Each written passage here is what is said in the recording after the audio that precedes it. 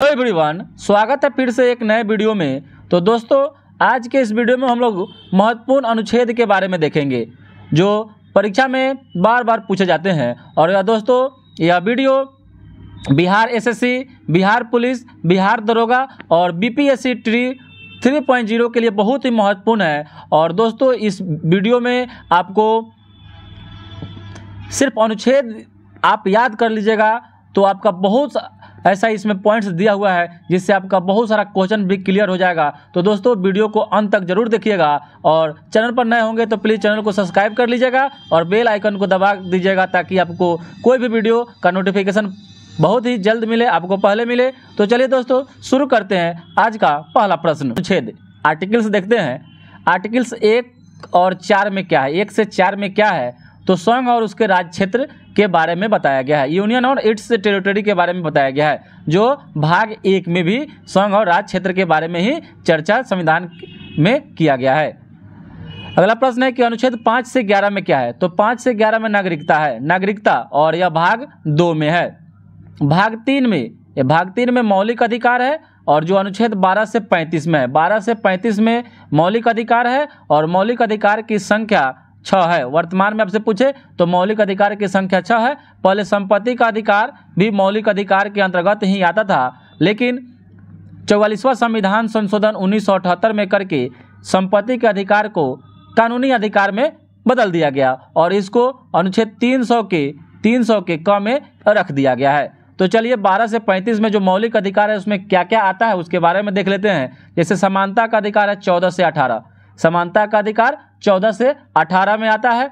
स्वतंत्रता का अधिकार 19 से 22 में, स्वतंत्रता का अधिकार 19 से 22 में है। शोषण के विरुद्ध अधिकार, शोषण के विरुद्ध अधिकार आपको मिला हुआ है अनुच्छेद में 23 से 24 में। धर्म की स्वतंत्रता का अधिकार, धर्म की स्वतंत्रता का अधिकार 25 से 28 में है, धर्म की स्वतंत्रता का अधिकार 25 से 28 में है। सांस्कृतिक और शैक्षणिक अधिकार अनुच्छेद 29 से 30 में दिया गया है और संवैधानिक उपचारों का अधिकार अनुच्छेद 32 में दिया गया है। और इसी अनुच्छेद 32 को भीमराव अम्बेडकर ने संविधान की आत्मा की संज्ञा दिए थे। और अनुच्छेद 32 के तहत सुप्रीम कोर्ट रिट जारी 5 तरह के करता है, 5 तरह का रिट सुप्रीम कोर्ट जारी करता है। चलिए, अनुच्छेद 19 का A B C D E और जी 6 स्वतंत्रता से संबंधित अधिकार है और 19 के ए में ही प्रेस की स्वतंत्रता है जिसको चौथा स्तंभ कहा जाता है, जिसको चौथा स्तंभ कहा जाता है, 4th पिलर कहा जाता है। ये भी बात याद रखिएगा। चलिए अब देखते हैं अनुच्छेद 36 से 51, राज्य के नीति निर्देशक तत्व, डीपीएसपी, बहुत ही महत्वपूर्ण, इससे बार बार आपको एग्जाम में पूछेगा ही दोस्तों। तो 1-2 प्रश्न इससे आपको संविधान से रिलेटेड इससे पूछेगा ही पूछेगा। तो डीपीएसपी कहाँ से लिया गया है? तो आयरलैंड के संविधान से लिया गया है। आयरलैंड के संविधान से इसको ग्रहण किया गया है जो भाग 4 में है, भाग 4 में है और अनुच्छेद 36 से लेकर 51 तक है। और आयरलैंड ने इसको स्पेन देश से लिया है और भारत ने इसको आयरलैंड से ग्रहण किया है। तो चलिए, इसमें डीपीएसपी के अंतर्गत 36 से 51 में कौन कौन अनुच्छेद आते हैं? तो अनुच्छेद 39 का 1 बहुत ही महत्वपूर्ण है। 39 का 1 में समान न्याय और निःशुल्क कानूनी सहायता के बारे में बताया गया है। अनुच्छेद 39 का ए में समान न्याय और निःशुल्क कानूनी सहायता के बारे में बताया गया है। अनुच्छेद 40 में है एक ग्राम पंचायत का संगठन होना चाहिए, एक ग्राम पंचायत का संगठन अनुच्छेद 40 में है। अनुच्छेद 43 में है कि कर्मकारों के लिए निर्वाह मजदूरी आदि मिलना चाहिए, कर्मकारों के लिए निर्वाह मजदूरी मिलना चाहिए। अनुच्छेद 44 समान नागरिक संहिता, यूसीसी, समान नागरिक संहिता किस में है? अनुच्छेद 44 में है। अनुच्छेद 45, तो अनुच्छेद 45 में है बच्चों के लिए निःशुल्क और अनिवार्य शिक्षा का प्रावधान, अनुच्छेद 45 में है बच्चों के लिए निःशुल्क और अनिवार्य शिक्षा का प्रावधान। अनुच्छेद 46, तो अनुच्छेद 46 में है एससी, एसटी और ओबीसी के शैक्षिक और आर्थिक हित को बढ़ावा देने के लिए इसमें बात कही गई है आर्टिकल 46 में। अनुच्छेद 48 के 1 में है कि हमको पर्यावरण का रक्षा करना है, पर्यावरण के बारे में बताना है, इसमें पर्यावरण की रक्षा करना है। अनुच्छेद 48 के 1। अनुच्छेद 50 में है कि न्यायपालिका को कार्यपालिका से अलग रखना है, अलग करना है। और दोस्तों अनुच्छेद 48 में ही गौ रक्षा या गौ हत्या पर रोक, अनुच्छेद 48 याद रखिएगा दोस्तों। अनुच्छेद 51 अंतर्राष्ट्रीय शांति और सुरक्षा को बढ़ावा देना, ये भी डीपीएसपी का ही भाग है और यह अनुच्छेद 51 में है। चलिए अब देखते हैं अनुच्छेद 51 के ए में, यानी 51 का मौलिक कर्तव्य फंडामेंटल ड्यूटीज भाग 4 के क में है, भाग 4 के क में है और इसको रूस देश के संविधान से ग्रहण किया गया है, रूस देश के संविधान से ग्रहण किया गया है और इसको 42वां संविधान संशोधन करके 1976 ईस्वी में संविधान में सरदार स्वर्ण समिति के सिफारिश पर, सरदार स्वर्ण समिति के सिफारिश पर इसको जोड़ा गया। तो चलिए इसके बारे में देख लेते हैं। इसमें अनुच्छेद 52 राष्ट्रपति आते हैं, अनुच्छेद 53 में राष्ट्रपति की कार्यपालिका शक्ति, अनुच्छेद 54 में है राष्ट्रपति का चुनाव और वहीं आपसे पूछ दे कि अनुच्छेद 55 में क्या है, तो राष्ट्रपति के चुनाव की पद्धति, ठीक है। अनुच्छेद 58 में योग्यता है और अनुच्छेद 61 में राष्ट्रपति पर महाभियोग लगाया जा सकता है और महाभियोग इन पर लगेगा तो 14 दिन पूर्व इनको सूचना देना होता है और यह महाभियोग की प्रक्रिया अमेरिका देश की संविधान से इस भारत ने ग्रहण किया है। चलिए अब देखते हैं अनुच्छेद 169 राज्य विधानसभा, राज्य विधानसभा कितना में है, अनुच्छेद 169 में है। उसमें आप देख लेते हैं राष्ट्रपति, प्रेसिडेंट और राज्यपाल, ठीक है। एक तरफ राज्यपाल देखेंगे, एक तरफ राष्ट्रपति देखेंगे। तो राष्ट्रपति से संबंधित अनुच्छेद 52 है कि भारत में एक राष्ट्रपति होंगे, कार्यपालिका का शक्ति का सभी जितना भी शक्ति होगा राष्ट्रपति में निहित होगा, अनुच्छेद 52 में है। अनुच्छेद 54 इनकी नियुक्ति अपॉइंटमेंट है, शपथ ओथ CGIF सीनियर मोस्ट, यानी राष्ट्रपति का जो शपथ होता है वह सुप्रीम कोर्ट के जो मुख्य न्यायाधीश होते हैं वही इनका शपथ दिलाते हैं। राष्ट्रपति अध्यादेश जारी कर सकते हैं। राष्ट्रपति अनुच्छेद कितना के तहत अध्यादेश जारी करते हैं, तो अध्यादेश 123 के तहत राष्ट्रपति अध्यादेश जारी कर सकते हैं। और राष्ट्रपति किसी भी सजायुक्त व्यक्ति को क्षमादान या आजीवन कारावास की फांसी की सजा को आजीवन कारावास में बदल सकते हैं। अनुच्छेद 72 के तहत उसको या उसको पूरा के पूरा माफ भी कर सकते हैं, नहीं क्षमा कर सकते हैं, क्षमादान दे सकते हैं। तो यह अनुच्छेद 72 के तहत राष्ट्रपति क्षमादान देते हैं। वहीं पर दोस्तों राज्यपाल, अनुच्छेद 153 के तहत किसी भी राज्य में एक राज्यपाल होंगे। अनुच्छेद 155 के तहत उनकी नियुक्ति होगी। इनका जो शपथ होगा वह उच्च न्यायालय के, उस राज्य के उच्च न्यायालय के सबसे जो मुख्य न्यायाधीश होते हैं, CG ऑफ स्टेट या सीनियर मोस्ट जज, उन्होंने सबसे जो बड़े जज होंगे, अधिकारी होंगे, वही इनका नियुक्ति कराते हैं, शपथ दिलवाते हैं इनको। और राज्यपाल अध्यादेश 213 अनुच्छेद के तहत जारी करते हैं और यह क्षमादान कर सकते हैं अनुच्छेद 161 के तहत। चलिए RPA act 1950 reservation for SC ST in LS, ठीक है, आर्टिकल 330 में है। SC के लिए 84 सीट और ST के लिए 47 सीट, ठीक है, लोकसभा में। और अनुच्छेद 331 में 2 एंग्लो इंडियन लोकसभा में नामांकित होते थे, जो राष्ट्रपति इनको नामांकित करते थे, जिसको 2019 में 104वां संविधान संशोधन करके इसको खत्म कर दिया गया, अब समाप्त कर दिया गया। पूछे कब कर दिया गया, तो 2019 में कर दिया गया। अनुच्छेद 332 में राज्य विधानसभा में एक आरक्षण होगा, राज्य विधानसभा में आरक्षण अनुच्छेद 332 के तहत मिलता है। और अनुच्छेद 333 में राज्य विधानसभा में एक नामांकित एंग्लो इंडियन होंगे, एक एंग्लो इंडियन राज्य विधानसभा में होंगे, अनुच्छेद 333 के तहत। चलिए अब देखते हैं सेंट्रल लेवल और स्टेट लेवल पर। केंद्र में, तो केंद्र में हो जाएंगे एक प्रधानमंत्री होंगे, अनुच्छेद 74 के तहत इनकी नियुक्ति होगी, राष्ट्रपति करते हैं अनुच्छेद 75 के तहत।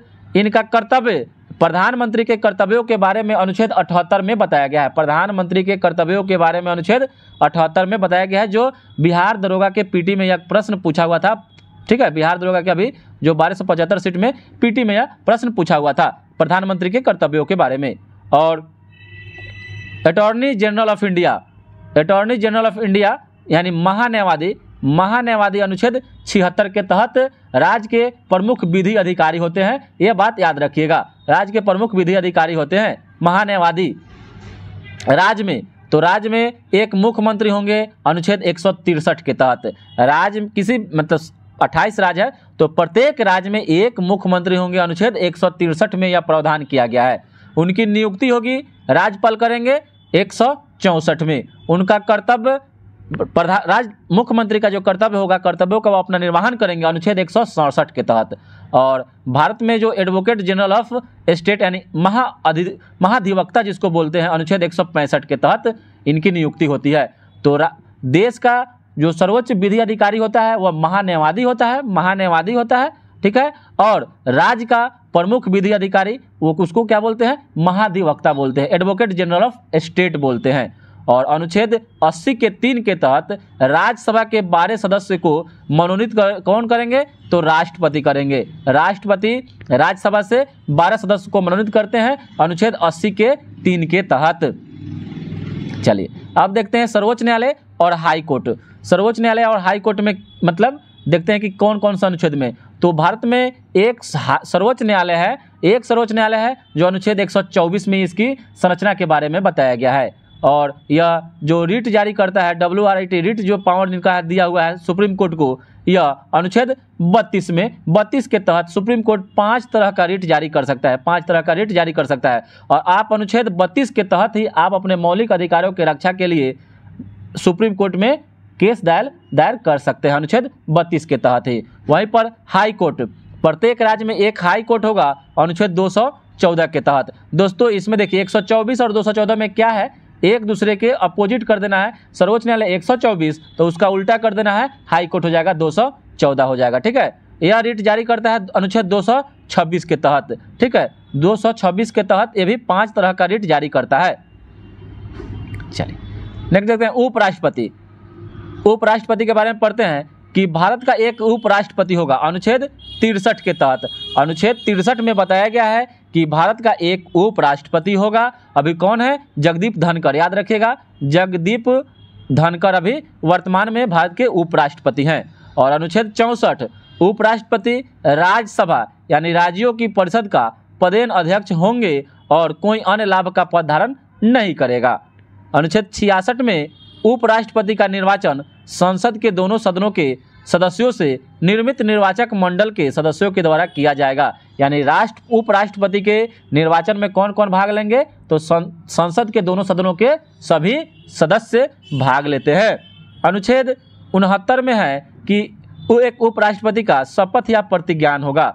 मतलब उपराष्ट्रपति अपना शपथ अनुच्छेद कितना के तहत लेते हैं, तो अनुच्छेद 69 के तहत। और अनुच्छेद 70 में बताया गया है कि अन्य आकस्मिकताओं में राष्ट्रपति के कार्यों का निर्वहन उपराष्ट्रपति करेंगे। यानी किसी समय अगर राष्ट्रपति अनुपस्थित होते हैं तो आकस्मिकताओं के संबंध में तो इनके कार्यों का निर्वहन उपराष्ट्रपति जी करेंगे।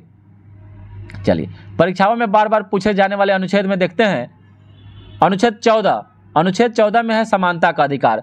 समानता का अधिकार अनुच्छेद 14 में है। अनुच्छेद 17 अस्पृश्यता यानी छुआछूत का अंत।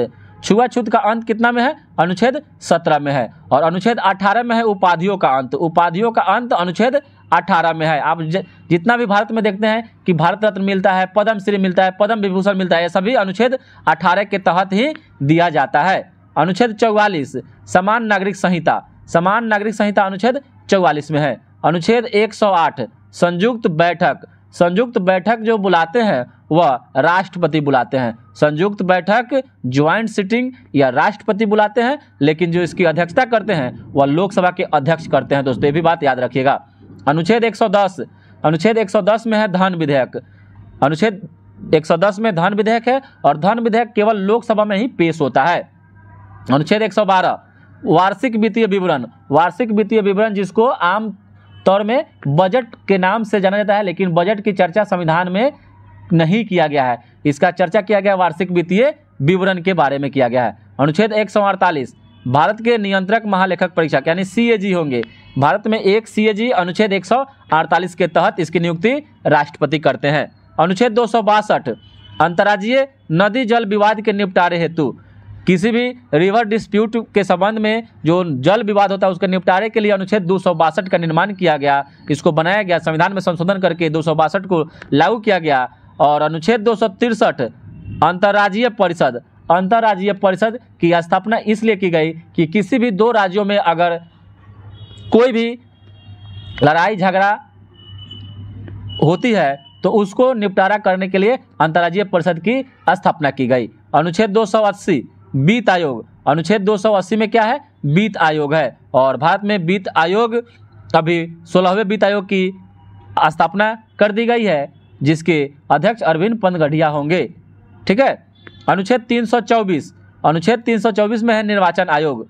अनुच्छेद 324 में क्या है, निर्वाचन आयोग है, जो भाग 15 में है। और दोस्तों आपसे एक यहाँ प्रश्न पूछता है, अनुच्छेद 326 में क्या है, तो यहाँ पर है वयस्क मताधिकार। वयस्क मताधिकार, जो आप 18 वर्ष के होते हैं तो आपको वोट देने का अधिकार मिल जाता है, वह आर्टिकल 326 के तहत ही है। और वोट देने का अधिकार आपका मौलिक अधिकार नहीं है, यह एक प्रकार राजनीतिक अधिकार है। क्या है, राजनीतिक अधिकार है। और अनुच्छेद 243 के में क्या है, राज्य चुनाव आयोग। 324 में है निर्वाचन आयोग, ठीक है, और राज्य चुनाव आयोग है जो अनुच्छेद 243 के में है। चलिए अब देखते हैं आर्टिकल। भारत में आपातकाल 3 प्रकार से लगता है। आर्टिकल 352 में जो राष्ट्रीय आपातकाल के नाम से, आर्टिकल 356 और 365 राष्ट्रपति शासन, और 360 है जो वित्तीय आपातकाल से है। और इसको अमेरिका देश के संविधान से लिया गया है, जो भारत में अभी तक एक बार भी नहीं लगा है। ठीक है, एक बार भी यह नहीं लगा है। और राष्ट्रीय आपातकाल के बारे में देख लेते हैं। यह युद्ध के समय, बाह्य आक्रमण या सशस्त्र विद्रोह के समय, जिसको 44वां संविधान संशोधन करके 1978 में इसका नाम कर दिया गया, सशस्त्र विद्रोह कर दिया गया था। ठीक है, तो यह आपका अनुच्छेद 352 के तहत आता है। वहीं पर अनुच्छेद 356 में क्या होगा कि अनुच्छेद 19 खत्म हो जाता है और मात्र 2 चीज बचता है, 20 और 21, यानी प्राण एवं दैहिक स्वतंत्रता को छोड़कर जब राष्ट्रपति शासन लगता है तो सभी खत्म हो जाता है। चलिए अब देखते हैं अनुच्छेद 338 का 1 और 338 के बी में क्या है। तो अनुच्छेद 338 में है एससी, 338 के ए में है एसटी, और 338 के बी में है ओबीसी का राष्ट्रीय आयोग होगा। यानी देश में एक एससी, एसटी, ओबीसी का राष्ट्रीय आयोग की स्थापना किया जाएगा, जिसका एक अध्यक्ष होगा। अनुच्छेद 239 से लेकर 242 में भारत के केंद्र शासित प्रदेशों का वर्णन, भारत के केंद्र शासित प्रदेश का वर्णन, जो 8 केंद्र शासित प्रदेश है उसका वर्णन 239 से लेकर 242 के अंतर्गत किया जाएगा। अनुच्छेद 266 यह हो जाएगा संचित निधि। संचित निधि जिसमें संसद की स्वीकृति के पश्चात सरकार अपने सभी खर्चों का वहन इसी निधि से करती है। 267 यह हो जाएगा आकस्मिक निधि। संसद को एक निधि स्थापित करने की शक्ति दी गई है, जिसका नाम है आकस्मिक निधि। जो देश पर कोई भी अगर खतरा आता है तो इस निधि से पैसा निकालकर उसमें दिया जाएगा। अगला है अनुच्छेद 351, जिसमें हिंदी भाषा का प्रचार एवं उत्थान के बारे में बताया गया है। अनुच्छेद 351 में क्या है, हिंदी भाषा का प्रचार एवं उत्थान के बारे में बताया गया है। और भारत का जो राजकीय भाषा है वह हिंदी ही है, हिंदी, और दूसरा क्या है, उर्दू है। अनुच्छेद 370 ये हो जाएगा जम्मू और कश्मीर को स्वायत्तता यहाँ से मिला है। पहले 370, अब 370 को खत्म कर दिया गया है, और 370 के साथ साथ 35A को भी खत्म कर दिया गया है। अनुच्छेद 371 नागालैंड समेत पूर्वोत्तर के कुछ राज्यों को स्वायत्तता दिया गया है अनुच्छेद 371 में। चलिए अब देखते हैं कौन कौन राज्य है। तो अनुच्छेद 371 में A to J में नागालैंड, असम, मणिपुर, सिक्किम, मिजोरम, अरुणाचल प्रदेश आदि राज्यों के लिए विशेष प्रावधान किए गए हैं। इन राज्यों को विशेष दर्जा उनकी जनजातीय संस्कृति को संरक्षण प्रदान करता है। और अनुच्छेद 371 में गुजरात, महाराष्ट्र, गोवा, आंध्र प्रदेश के लिए भी कुछ मामलों में विशेष उपबंध किए गए हैं। हालांकि अनुच्छेद 371 के तहत कुछ राज्यों के लिए किए गए विशेष प्रावधान समय के साथ खत्म हो चुके हैं। यानी उस समय जब इस राज्य की स्थापना हो रही थी तब यह अनुच्छेद 371 के तहत कुछ स्वायत्तता दिया गया था, लेकिन समय के साथ साथ यह खत्म होते जा रहा है। चलिए अब MCQ क्वेश्चन देखते हैं कि मूल रूप से संविधान में कितने अनुच्छेद हैं। तो मूल रूप से संविधान में 395 अनुच्छेद हैं। वर्तमान में आपसे पूछे, वर्तमान में अनुच्छेद 444 प्लस हो चुका है, 444 प्लस हो चुका है। 12 अनुसूची है, अनुसूची कितना है, 12 है, और भाग हो जाएगा 25। भाग कितने हैं, 25 भाग हैं। तो मूल रूप से संविधान में अनुच्छेद 395 था, अभी 444 प्लस हो चुका है। कहीं कहीं आपको 448 में मिलेगा।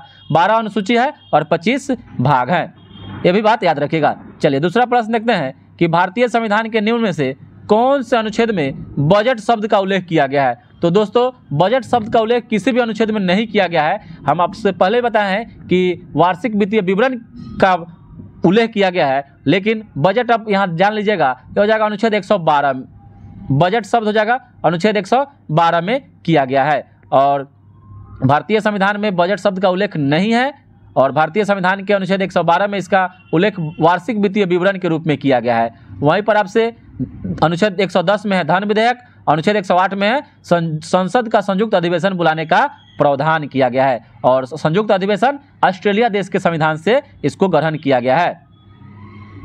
चलिए अगला प्रश्न देखते हैं कि निम्नलिखित में से कौन सा अनुच्छेद मौलिक कर्तव्यों की बात करता है।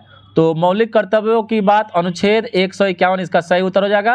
Right answer option number B हो जाएगा। अनुच्छेद 51 का एक मौलिक कर्तव्य, और मौलिक कर्तव्यों की संख्या वर्तमान में 11 है। चलिए इसके बारे में डिस्क्रिप्शन में पढ़ लेते हैं कि भारतीय संविधान के भाग 4 के ए में 42वें संविधान संशोधन अधिनियम 1976 के माध्यम से मौलिक कर्तव्यों का समावेशन किया गया।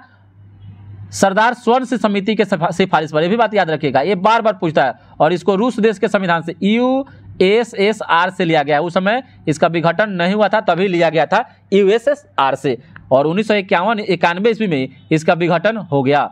और वर्तमान में अनुच्छेद 51 के ए में वर्णित 11 मौलिक कर्तव्य है, जिनमें से 10 को 42वें संविधान संशोधन के माध्यम से 1976 ईस्वी में ही जोड़ दिया गया था, जबकि 11वां मौलिक कर्तव्य को वर्ष 2002 में 86वां संविधान संशोधन के जरिए संविधान में शामिल किया गया, और यह USSR के संविधान से प्रेरित है।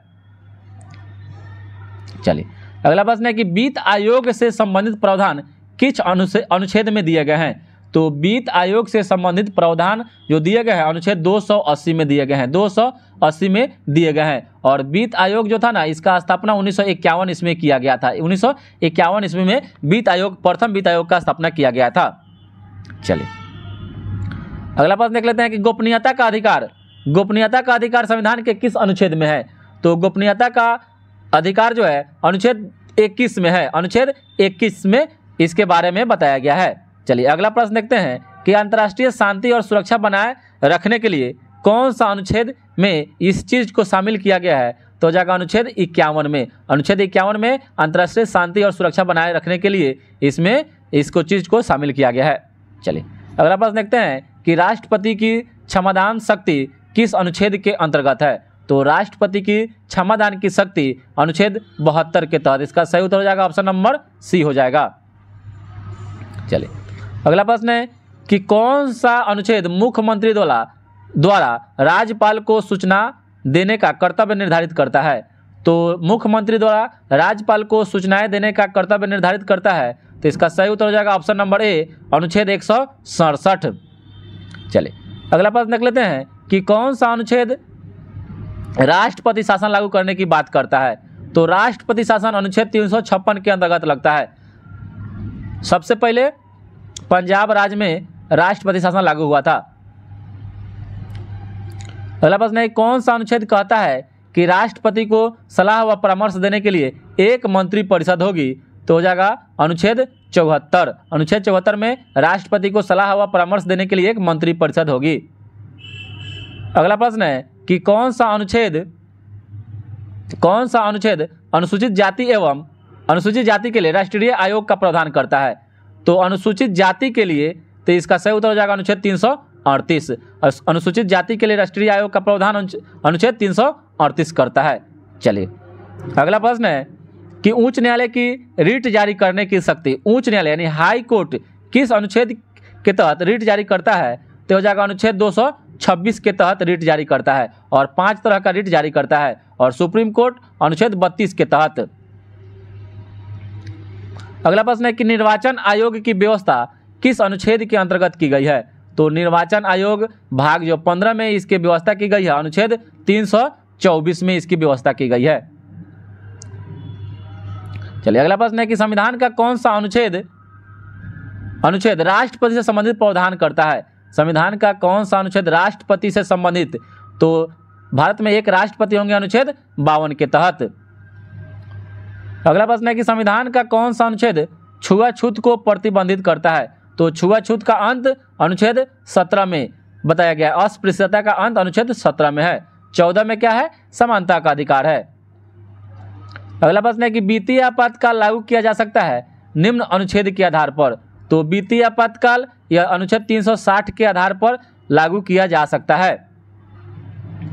अगला प्रश्न है कि डॉक्टर भीमराव अंबेडकर ने संविधान के किस अनुच्छेद को भारतीय संविधान का हृदय और आत्मा कहा है? तो इसका सही उत्तर हो जाएगा ऑप्शन नंबर बी, अनुच्छेद 32 को। और अनुच्छेद 32 यानी संवैधानिक उपचारों का अधिकार संविधान का हृदय और आत्मा माना गया है, और प्रस्तावना को भारतीय संविधान की आत्मा माना गया है। प्रस्तावना को भारतीय संविधान की भी आत्मा माना गया है, ये भी बात याद रखिएगा, ऑप्शन में जो भी रहे। संघ का यह कर्तव्य होगा कि वह बाह्य आक्रमण और आंतरिक गड़बड़ी से प्रत्येक राज्य की रक्षा करे। यह प्रावधान किस अनुच्छेद में किया गया है? तो यह किया गया अनुच्छेद 355 में। 355 में। चलिए अगला प्रश्न है कि भारत के पूरे क्षेत्र में स्वतंत्र रूप से घूमने का अधिकार भारतीय संविधान के किस अनुच्छेद के अंतर्गत आता है? तो हो जाएगा अनुच्छेद 19 में। अनुच्छेद 19 में 6 तरह की स्वतंत्रता का प्रावधान किया गया है। इसी में प्रेस की स्वतंत्रता भी 19 का ए में है। अगला प्रश्न है कि विधान परिषद की व्यवस्था संविधान के किस अनुच्छेद में की गई है? तो विधान परिषद यह अनुच्छेद 169 में इसकी व्यवस्था की गई है, जो वर्तमान में 6 राज्यों में इसकी व्यवस्था है। 6 राज्यों में इसकी व्यवस्था है। चलिए दोस्तों, वीडियो आप लोगों को कैसा लगा बताइएगा, कमेंट में जरूर बताइएगा कि यह कौन कौन से 6 राज्यों में विधान परिषद है और किस राज्य में कितना सीट की संख्या है, आप लोग जरूर बताइएगा। एक आप बता देना कि सबसे ज़्यादा विधान परिषद की सीटों की संख्या है यूपी में है 100 है, पहले 99 था, अब 1 बढ़ा दिया गया है। तो वीडियो कैसा लगा? अच्छा लगा हो तो लाइक और